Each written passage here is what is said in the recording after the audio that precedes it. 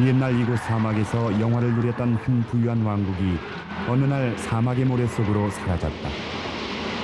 그리고 이 사막엔 한 거대한 호수가 남쪽에서 동쪽으로, 동쪽에서 남쪽으로 왔다 갔다 했다고 한다.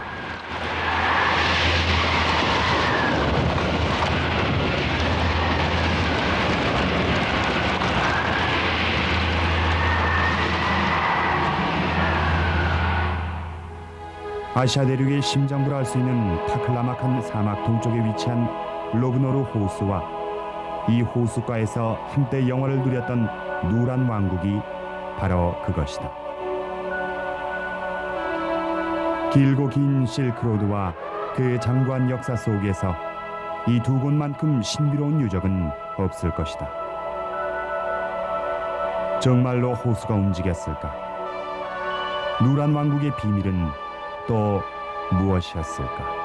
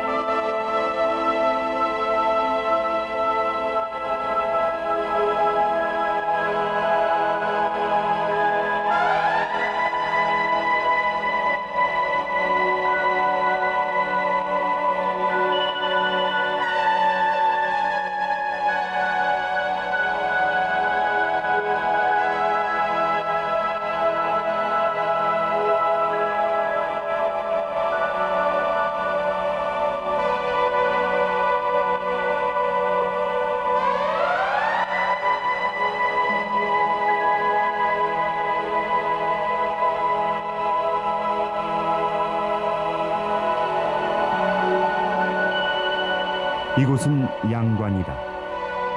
옛날 당나라 시인 양유가 양관을 떠나면 언제 정든 옛 친구들을 다시 만날 수 있을까라고 불렀던 곳. 취재팀은 이곳 양관을 떠나 누란으로 향했다.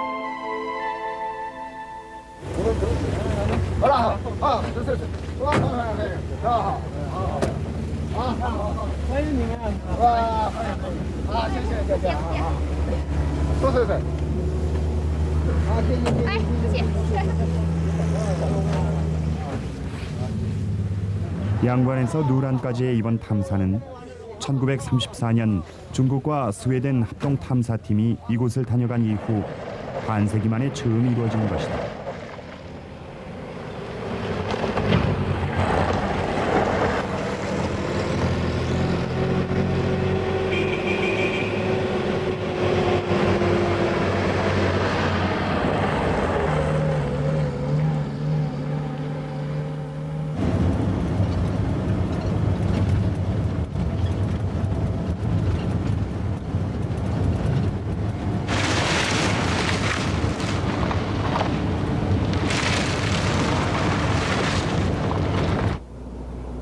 실크로드는 이 사막 속으로 사라져버렸다. 그래서 실제 길로도 사용되지 않고 지도에만 표시돼 있을 뿐이다.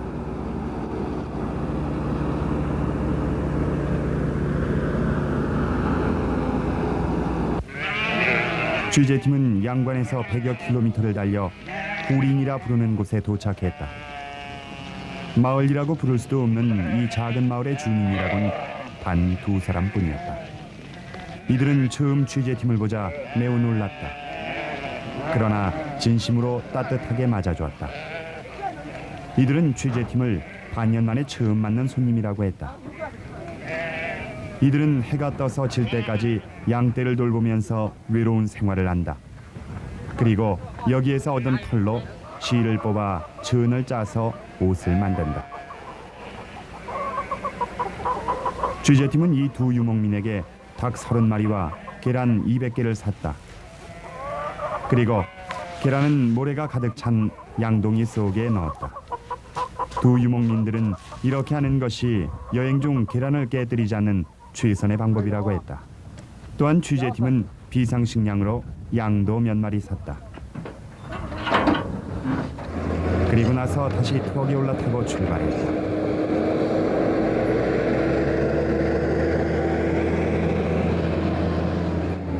이 두 유목민은 취재팀이 누란으로 가는 여행 중에 마지막으로 봤던 사람들이다. 마르코 폴로는 동방견문록에 이렇게 썼다. 이 사막은 너무 넓어서 낙타를 타고 건넌다면 1년 또는 그 이상이 걸릴 것이다. 거기 가장 좁은 곳을 골라 건넌다 해도 한 달 이상 걸릴 것이다. 보이는 곳이라곤 모래산과 계곡들 뿐이고 먹을 것이라곤 개미 새끼 한 마리 보이지 않는다.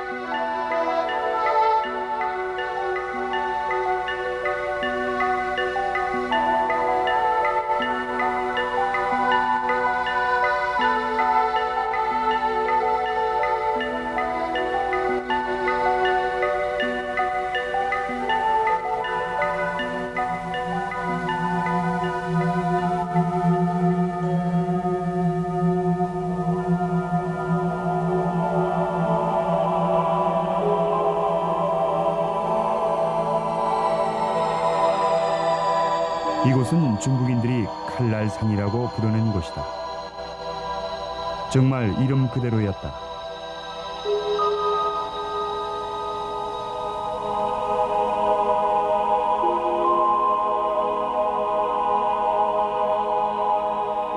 아니나 다를까 날카로운 돌에 찔려 타이어에 펑크가 났다.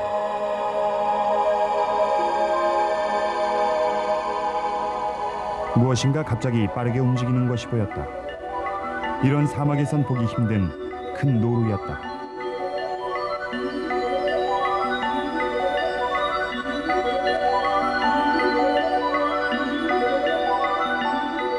그러나 노루는 멀리 달아나지 못했다.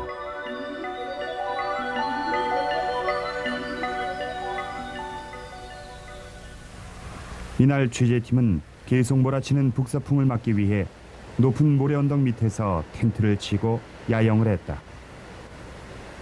양관을 떠나온 지 3번째 야영지였다. 이제 겨우 200km를 왔다.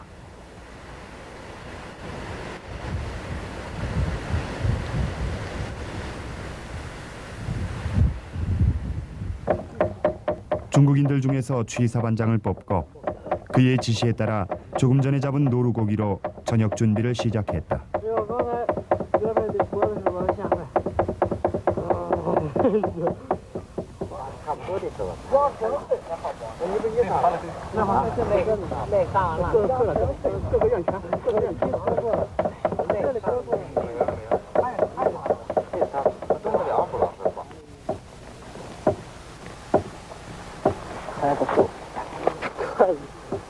다행히도 이들 중국인들은 모두 매운 중국 경단을 아주 맛있게 만들었다.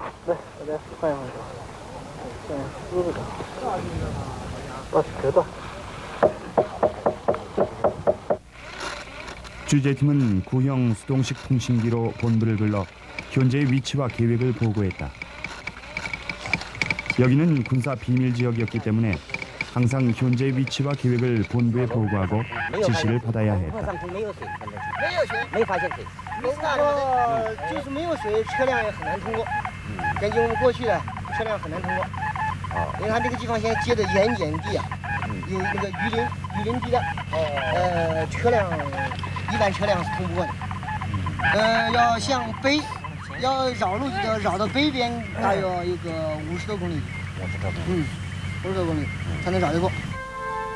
사막의 높이 솟아있는 이런 이상한 모양의 암석들은 마치 사람이 만든 탑처럼 보인다.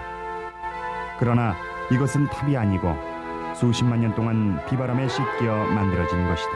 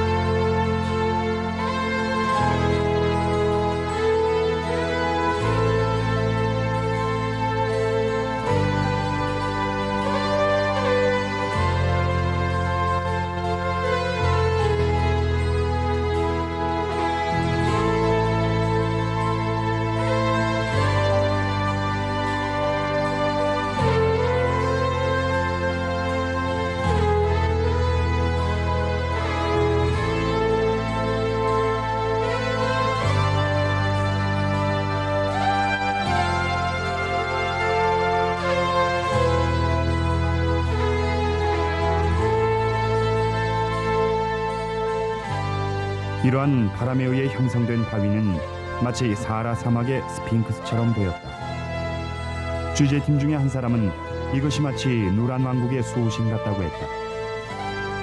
바위를 자세히 살펴보니 마치 빠른 강물에 깨지고 깎인 것처럼 가장자리가 매우 날카로웠다.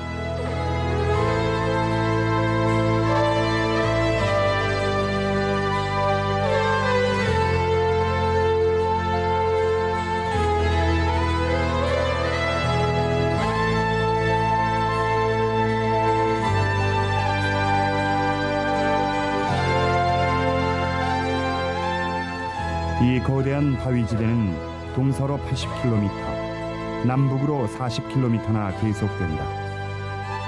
한 중국인 카메라맨은 이것을 거대한 상해시라고 불렀다. 사실 수직으로 우뚝 선 바위들이 마치 길가에 늘어선 거대한 상가 건물같이 보였다.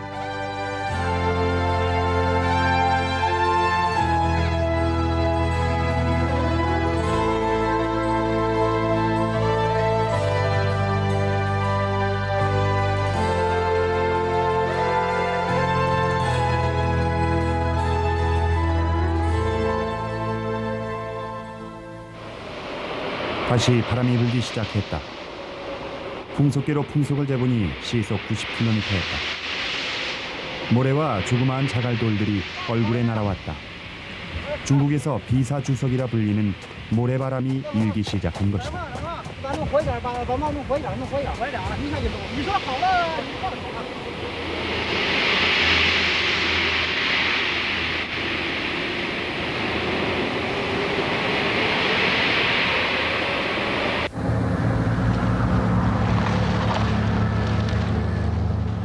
한 카메라맨이 쓴 일기다. 4월 10일 오후 8시. 온도 영하 2도. 약간 눈. 오늘 아침 출발해서 139km를 달려왔다. 사람과 차량이 모두 지쳐 기진맥진했다.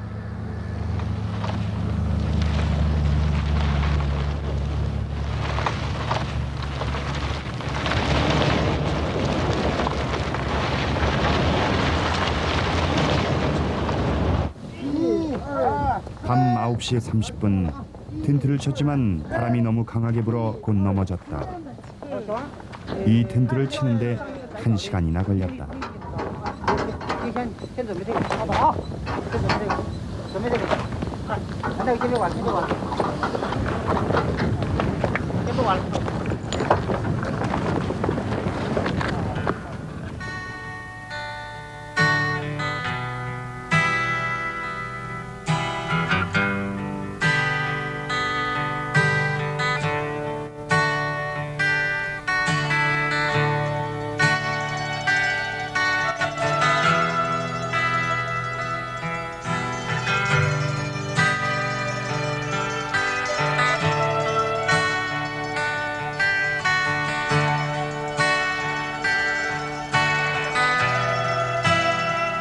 밤 10시 30분.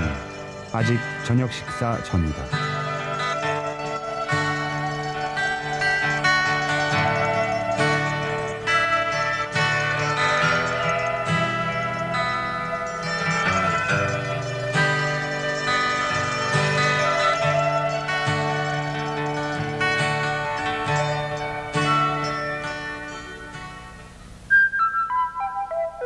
(400년경) 법현이란 중국 승려가 우리와 똑같은 길을 따라 서역으로 여행을 했다. 그는 이렇게 썼다. 사막의 한가운데서 갑자기 불기 시작한 뜨거운 모래바람은 마치 땅 위의 모든 동식물들을 하나도 남김없이 싹 쓸어갈 것만 같다. 하늘에 새 한 마리, 땅 위에 쥐새끼 한 마리 보이지 않는다.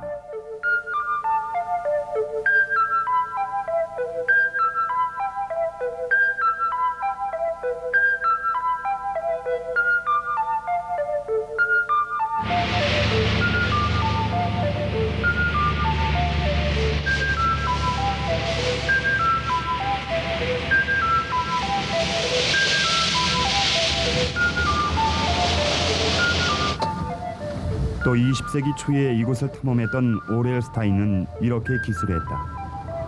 이제 우리는 동물이라곤 흔적도 찾아볼 수 없는 세계에 들어가려고 한다. 정말 처음부터 끝까지 살아있는 동물이라곤 한 마리도 보이지 않았다.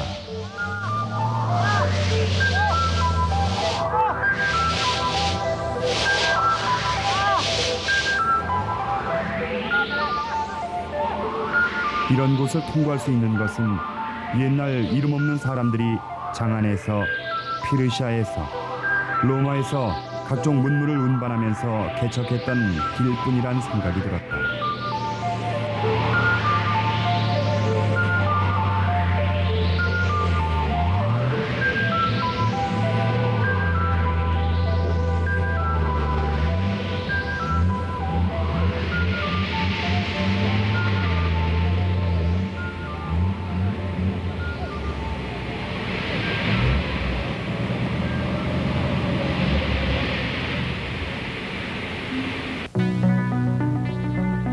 취재팀은 백룡퇴란 바위산을 향해 출발했다.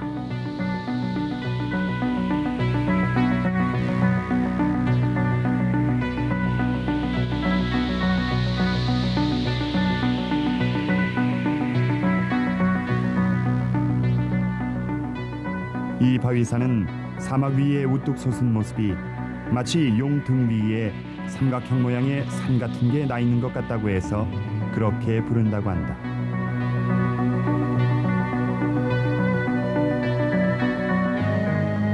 이 산들에 대한 중국의 고사가 있다. 옛날 중국에 한 폭군이 있었는데 그의 왕국이 바로 여기에 있었다고 한다.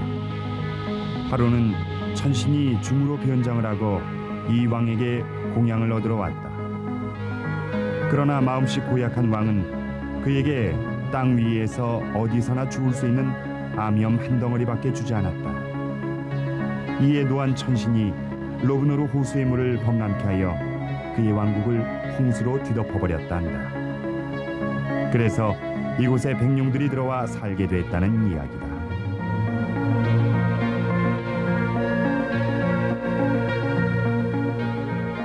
백룡퇴는 정말 고운 비단같이 하얗다. 그러나 중국인들에게 흰색은 죽음을 상징하는 색이다. 그래서 옛날 실크로드를 따라 여행을 했던 사람들은 여기를 지날 때 이 산들을 보고 무척 두려워했다고 한다.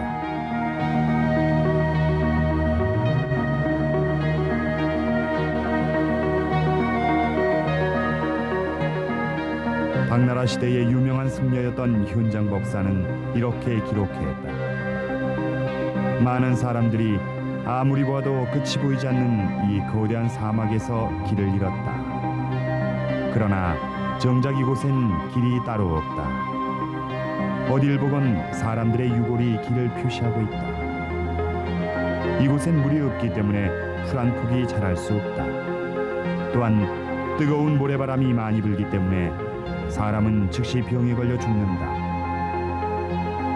때론 노랫소리가 들리고 때론 사람이 흐느끼는 소리가 들리기도 한다. 그러나 소리가 나는 곳으로 따라가다 보면 귀신에게 홀려 곧 길을 잃게 된다.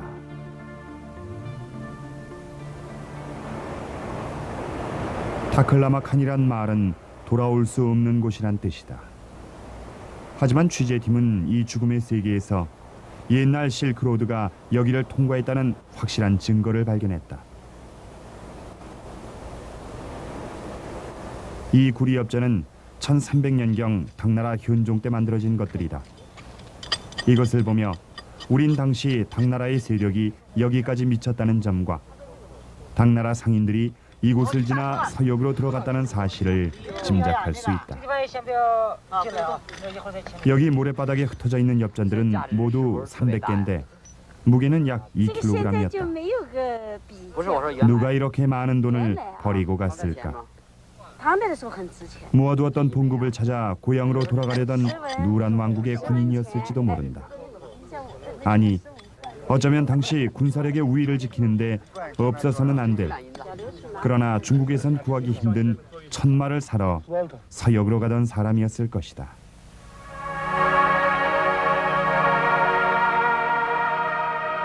현재 위치는 북위 40도 30분, 동경 90도 30분. 지금쯤 로브노르 호수가 보여야 한다.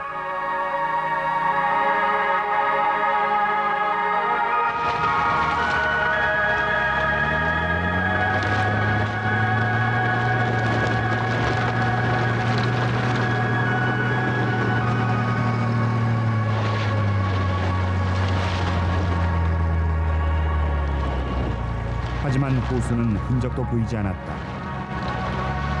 지도엔 분명 푸른색으로 호수 표시가 돼 있는데 직경이 100km나 되는 거대한 호수가 보이지 않는다는 것은 분명 이상한 일이었다.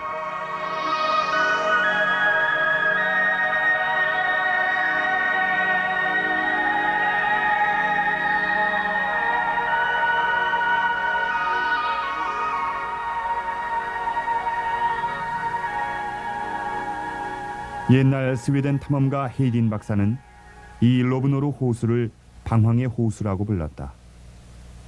또 방황을 하고 있는 것일까? 로브노르 호수가 중국 역사책에 처음 등장한 것은 2000년 전에 쓰여진 사마천의 사기다.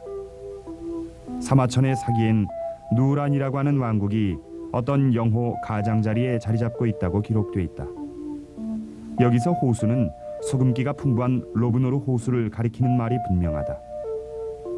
사기에 이 염원은 황하강의 수원지라고 기록될 정도로 중국인들에겐 중요한 호수였기 때문이다.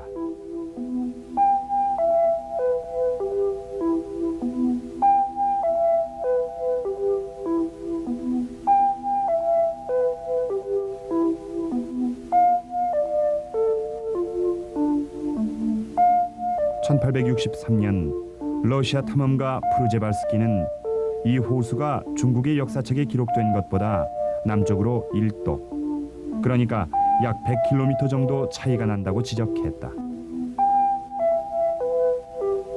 이에 대해 실크로드란 말을 처음 사용했던 리트 호페는 중국 역사책에 기록된 대로 북쪽에 위치한다고 주장했다. 이로 인해 중앙아시아의 한 중앙에 있는 로브노르 호수 문제를 놓고 유럽 지리학에선 치열한 논쟁을 하기도 했다. 이 문제를 해결한 사람이 스웨덴 탐험가 헤이딘 박사였다. 그는 이 문제를 해결하기 위해 탐험에 나섰다. 그리고 그는 이 탐험에서 한 사라진 왕국의 폐허가 된 유적을 발견했다. 헤이딘 박사 일행은 한 고대 공동묘지를 발굴하던 중 마치 카누같이 생긴 관들을 발견했다. 헤이딘 박사는 이 관들을 세밀히 조사한 결과 이것이 누란 왕국의 유물임을 확인했다. 또 그는 물이 마른 과거의 로브노르 호수 바닥도 발견했다. 게다가 헤이딘 박사는 남쪽에서 카라보란과 카라코슌이란 호수도 발견했다. 그는 이 두 호수의 위치로 보아 로브노르 호수는 많은 세월이 지남에 따라 타림강의 물줄기가 변하면서 북쪽에서 남쪽으로 이동했다고 결론지었다. 헤이딘 박사는 로브노르 호수가 움직이는 이유를 이렇게 설명했다. 모래 때문에 호수 바닥이 점점 높아지고 호수의 물이 자연히 낮은 곳으로 흐르게 되면서 로브노르 호수는 북쪽에서 남쪽으로 이동하게 됐다. 그는 이러한 원리를 적용해서 1900년엔 로브노르 호수가 다시 남쪽에서 북쪽으로 이동한다고 예측했다. 그로부터 34년 후 헤이딘 박사는 다시 로브노르 호수의 2차 탐험에 나섰다. 그의 예측은 적중했다. 그는 나는 지금 옛날엔 낙타를 타고 다니던 곳을 카누를 타고 가고 있다고 기록했다. 또 헤이딘 박사는 이 탐험에서 나무에 글자가 기록된 옛날 중국의 목간을 발견했다. 그런데 이들 목간의 제작 연대가 모두 300년 이전이었다. 그래서 헤이딘 박사는 누란 왕국이 멸망한 것은 로브노르 호수가 남쪽으로 이동했기 때문이며 그 시기도 이때였을 것으로 추정했다. 헤이딘 박사는 로브노르 호수가 1934년엔 북쪽, 1900년엔 남쪽, 그리고 330년엔 다시 북쪽에 위치한 사실로 미뤄보아 1600년을 주기로 이 호수가 다시 원상복귀한다는 결론을 내렸다. 이로써 로브노르 호수에 대한 논쟁은 끝이 났다. 그러나 취재팀은 북위 40도 30분, 동경 90도 30분 지점에 도착했지만 헤이딘 박사의 말에 따라 당연히 있어야 할 염수로 가득 찬 호수가 보이지 않았다.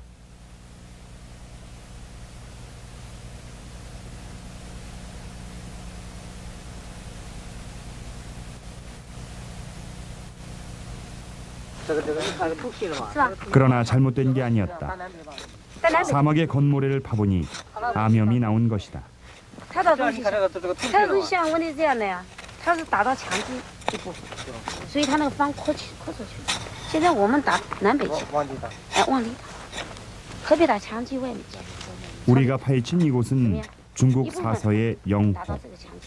후에 로브노르호라 불렸던 호수의 바닥이 틀림없었다. 그래서 호수가 아무 곳에서도 보이지 않았던 것이다. 위성 사진으로 만든 지도를 보면 파림강의 상류에 댐이 하나 있었다. 이것 때문에 로브노르 호수로 물이 더 이상 흘러들어오지 않았을지도 모를 일이다. 试一下嘛，试一下也不行，相对高度可以。我这个麻将机的高度测不出来。这个地方的高度啊，现在是1046，104，拿这个海度。 취재팀은 헬기를 타고 로브노르 호수로 흘러들어간다는 하림강 상류를 거슬러 올라가 공작강 상류를 조사했다.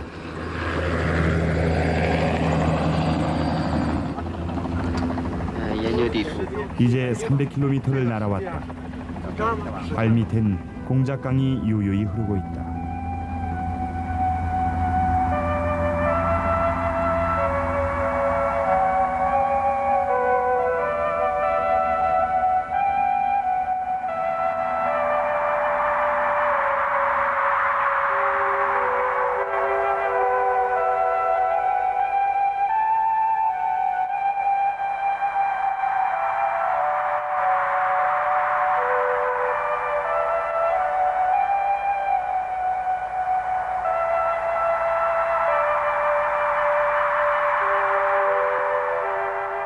천산산맥의 눈 녹은 물이 타클라막한 사막을 거쳐 동쪽으로 흘러들어와 타림강의 지류를 이룬다.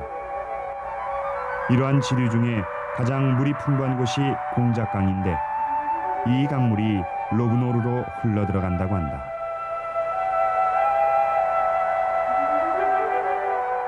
하지만 로브노르에서 160km 떨어진 이곳엔 강물이 조금밖에 흐르지 않는다. 그래서 로브노르 호수에 도착하기 전에 물은 완전히 말라버린다.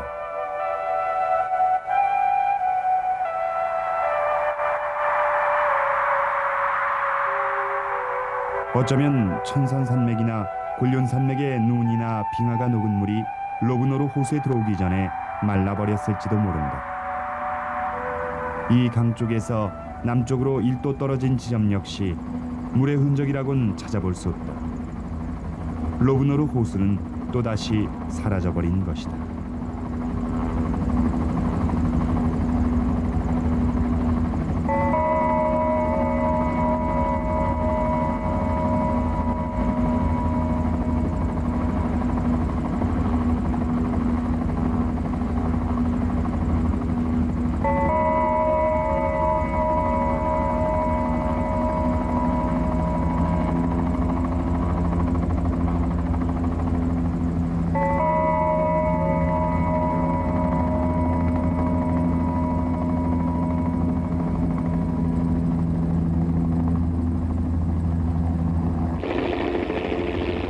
공작강을 답사한 팀이 헬기로 도착해서 이미 물 안에 와 있던 다른 동료들과 합세했다.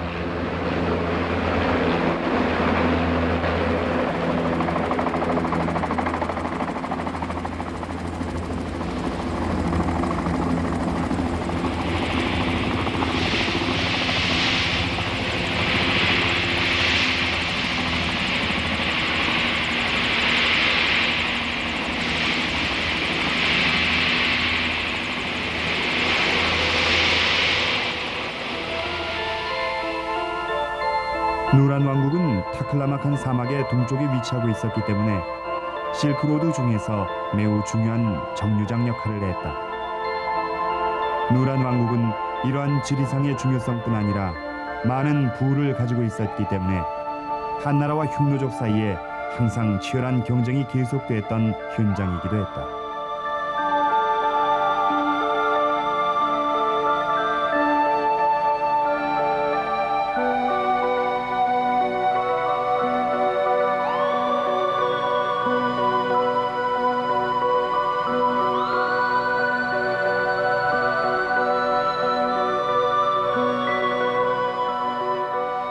이 흑벽돌로 지은 건물들은 중국 황제 군사들의 본부였던 것 같다.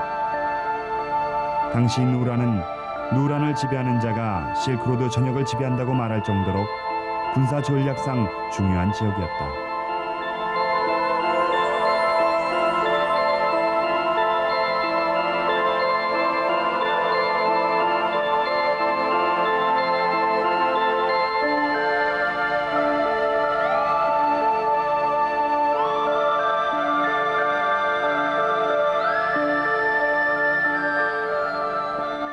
(2000년) 전 한무제는 이곳에서 흉노족을 몰아내기 위해 정예군사 700명을 파견한 적도 있었다.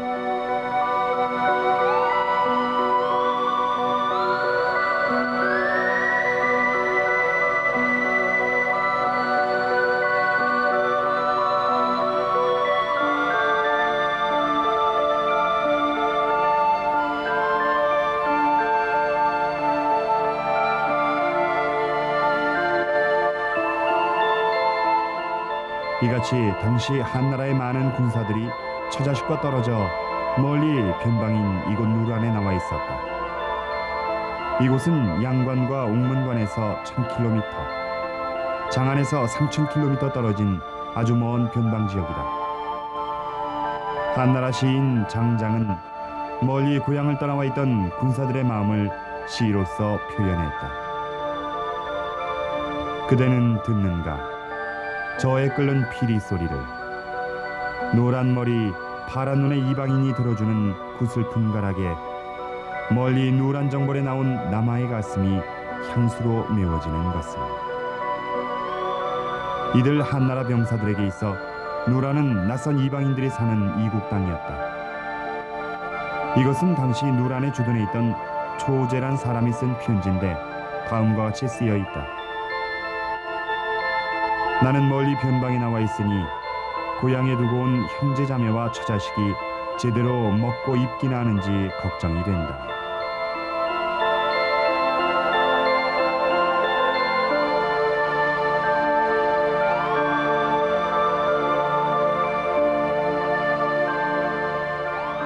어쩌면 이 우물은 옛날 초제란 사람이 멀리의 고향 땅에 두고 온 처자식을 생각하며 우물물을 길렀던 곳인지도 모른다. 신강성 고광연구소 소장 목 박사의 말을 빌면 이러한 백양나무로 지은 집은 당시 귀족이나 고급 관리들의 저택이었다고 한다. 그러나 수천 년이 지났는데도 아직 몇몇 기둥이나 주춧돌은 상태가 좋다.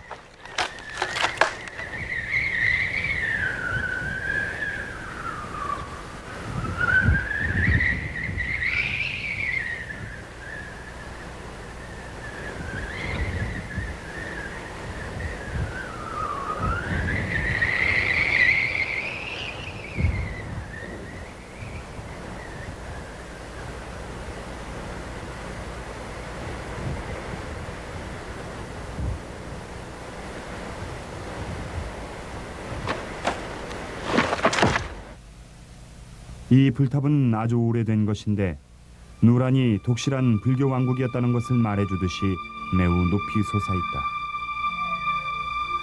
역사가 법현은 이렇게 적고 있다. 국왕이 불교를 믿고 승려 수만도 무려 4000명에 이른다. 이것은 전체 인구의 4분의 1에 해당하는 숫자다.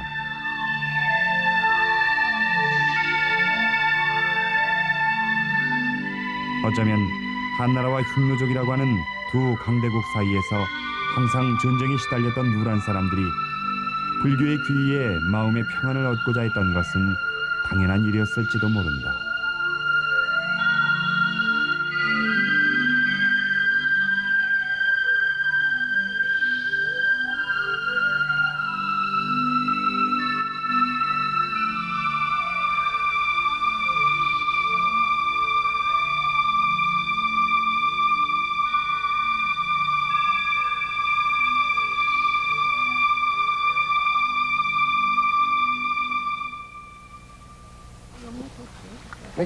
취재팀은 중국 고고학자들의 안내로 병사들의 막사에서 약 30km쯤 떨어진 곳을 찾았다.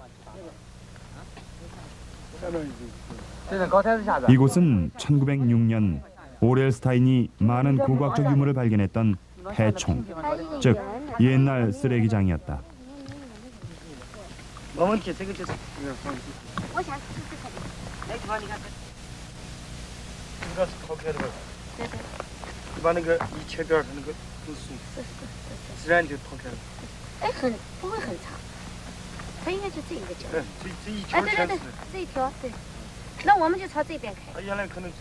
스타인은 이 쓰레기장에서 한자와 고대 페르시아어와 인도어로 쓰여진 많은 기록들이 발견됐다고 증언했다.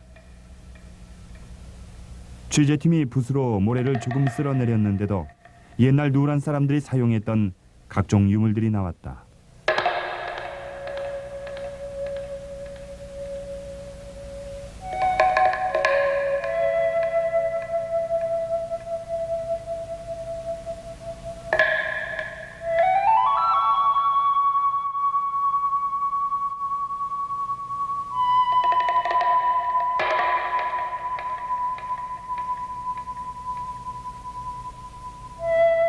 누란에 어떤 여인이 손가락에 끼었던 금반지.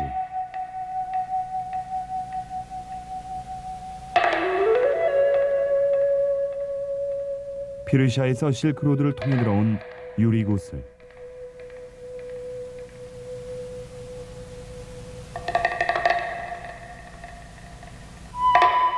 만회로 만든 로마식 귀걸이.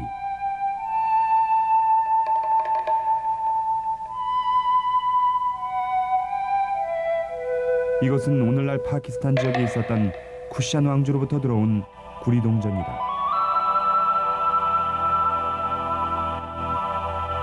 여기서 발견된 이 유물들만 보더라도 누란이 실크로드에서 매우 중요한 곳으로 동양 문화와 서양 문화가 만나 융합됐던 곳이란 사실을 잘 알 수 있다.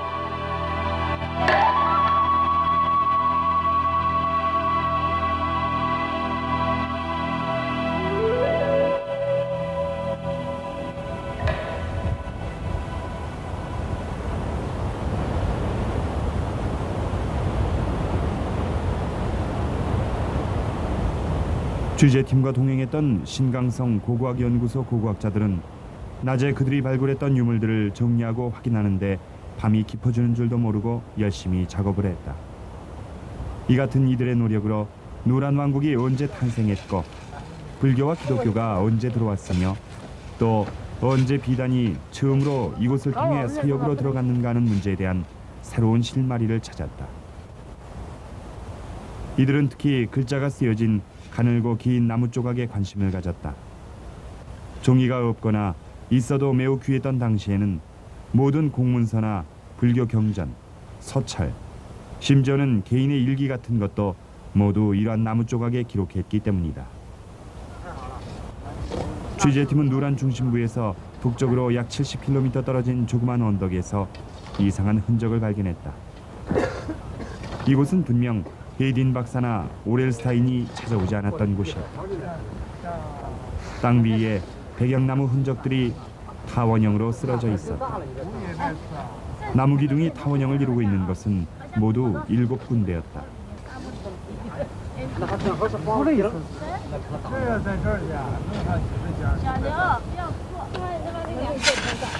그래서 고고학자들이 이곳을 집중적으로 발굴하기 시작했다. 어떤 고고학자들은 아마 홍수 같은 것을 막기 위해 만든 것이라고 했다. 반면 어떤 고고학자들은 왕이나 왕자 같은 신분이 고귀한 사람들의 무덤이었을지도 모른다고 했다. 취재팀은 2000년이 지난 후에 뚜껑이 열리는 관을 호기심에 차서 지켜봤다. 이윽고 관 속에서 먼 옛날 이곳 변방에 살았던 한 남자의 유골이 나왔다. 이 남자는 치아도 훌륭했고 체격도 잘 발달됐으며 특히 다리가 길었다.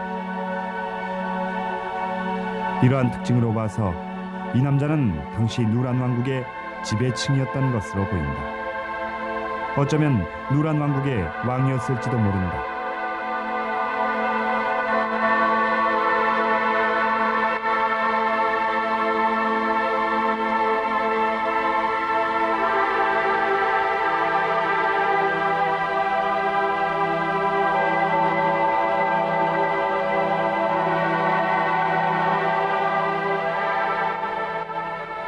이 관은 갓 태어난 아기의 시신을 담았던 것 같다.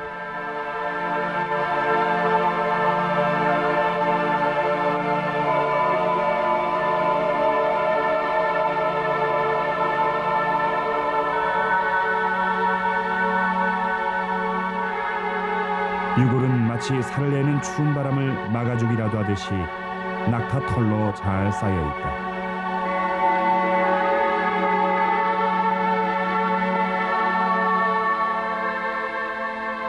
그리고 관 안에 있는 유골 머리맡엔 사자를 위한 음식을 담은 듯한 양동이가 하나 놓여 있었다.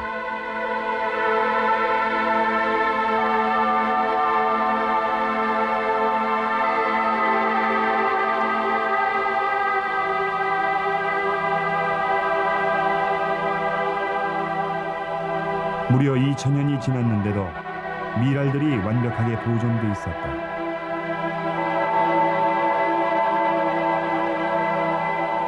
관의 바닥 부분이 마치 보트의 선체같이 생겼는데 과거 헤이딘 박사가 발굴했던 누란 왕국의 공주관을 연상케 한다.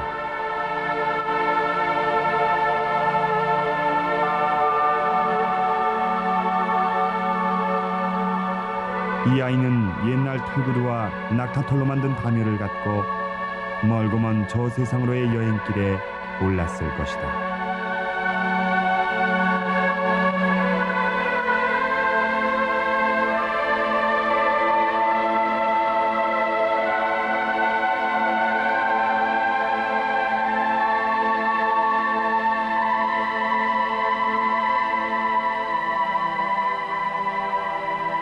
고고학자들은 또 다른 한 구의 미라를 발굴했다. 이 미라는 약 키가 155cm 정도였는데 건조한 기후로 인해 보존 상태가 놀랄 정도로 양호했다.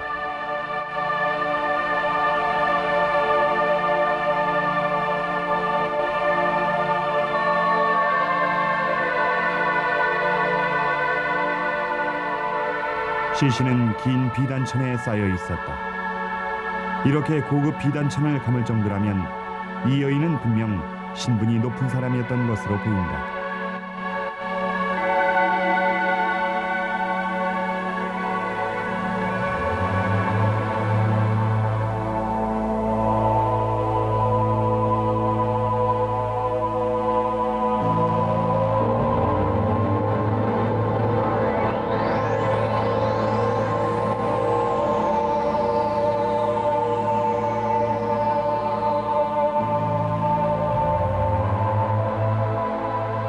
그 당시엔 결혼 서약의 상징으로 신랑이 신부에게 회색 외가리 깃털을 주는 관습이 있었다고 한다.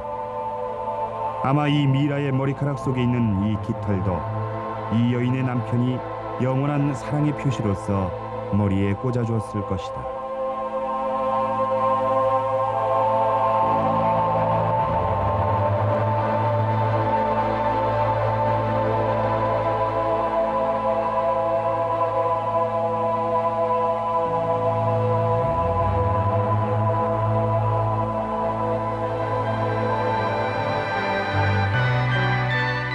로브노르와 함께 영화를 누렸고 로브노르와 함께 멸망했던 누란 왕국. 그 덧없는 흥망성쇠의 드라마는 어쩌면 이 여인의 운명과도 같은 것이었을지도 모른다.